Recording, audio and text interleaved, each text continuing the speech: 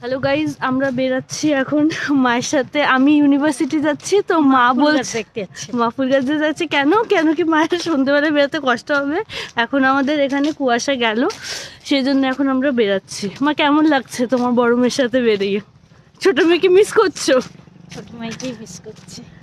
মানে বড় মেয়ের কোনো ভ্যালু নেই, বড় মেয়ের সাথে থাকতে ভাল লাগে না, যেতে ভাল লাগে না, তাই তো? হ্যাঁ, ও হ্যাঁ বলে, মানে একবার এটা বলবে না না রে মামাই তুইও ভালো, এইসব কিছু নেই, তাই তো মা? হ্যাঁ। আর কাকে মিস করছো? আর কাউকে না।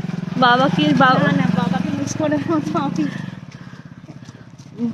বাবাকে মিস করার মতো বাবা কাজ করেনি।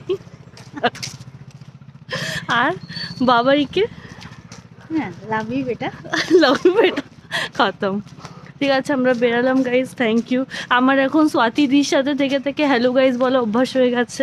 আর আমার বয়ফ্রেন্ড বলছে ব্লগিংটা এবার ভালো করে শুরু কর। লেটস সি কেমন হয় আমার ব্লগিংটা। মা, কেমন হবে আমার ব্লগিংটা? ভালো। আর তুমি তো আমাকে সত্যি ভালোবাসো না মা? হ্যাঁ, 2 বছর আগে শুধু নানুর সঙ্গেই বেরোতাম, এখন তোর সঙ্গে বেরোচ্ছি। এটা এত কষ্টের ব্যাপার? কষ্ট কেন রে বাবু? আমার মা তো সুন্দরী। ঠিক আছে গাইজ, বাই বাই।